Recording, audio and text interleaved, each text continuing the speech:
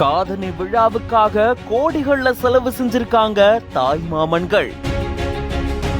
குழந்தைகளை குதிரை வண்டிகள்ல உட்கார வச்சு லட்சக்கணக்கான தொகைய சீர்வரிசையா கொண்டு வந்திருக்காங்க. 50 பவுன் நகை, 22 லட்சம் மொய் பணம் சீர், 10 லட்சம் ரூபாய் பணமாலைன்னு இப்படி எல்லாரையுமே வாய் புழக்க வச்சிருக்காங்க தாய் மாமன்கள். மதுரை மாவட்டம் திருப்பரங்குன்றம் பக்கத்தில் இருக்கக்கூடிய முத்துப்பட்டி பகுதியை சேர்ந்தவர் விக்னேஷ். இவருடைய மனைவி ரம்யா. விக்னேஷ் பறவை மார்க்கெட்ல காய்கறி வியாபாரம் செஞ்சுட்டு வராரு. ரம்யா அரசு பள்ளியில ஆசிரியரா பணியாற்றிட்டு வராங்க. இந்த தம்பதிக்கு 2 குழந்தைகள் இருக்காங்க. 8 வயதுல ஆதேஷ் விக்ரம், 6 வயதுல சாய்ஸ்ரீ அப்படின்ற 2 குழந்தைகள் இருக்காங்க. இந்த 2 குழந்தைகளுக்கு தான் காதணி விழாவை ஏற்பாடு செஞ்சிருக்காங்க. இதுக்காக எல்லாருக்கும் அழைப்புதல் விடுக்கப்பட்டிருக்கு. அதே போல காதணி விழாவுக்காக தாய் மாமன்களும் சீர்வரிசை பொருட்களை கொண்டு வந்து எல்லாரையுமே ஆச்சரியத்துல வாய் பிளக்க வச்சிருக்காங்க.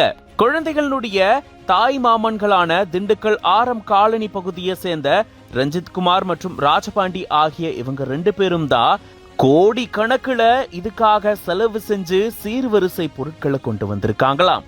50 பவுன் தங்க நகை, 22 லட்சம் ரூபாய் ரொக்க பணம், அது போக பண மாலையும் கொண்டு வந்திருக்காங்க.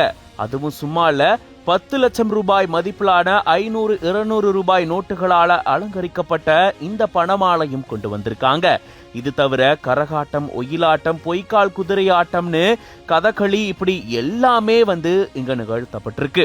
இது மட்டும் இல்லாம செண்டை மேளம், வாடிப்பட்டி மேளம், நாக்பூர் டோல்னு ஊரையே அதிர வச்சிருக்காங்க இந்த 2 தாய் மாமன்களும்.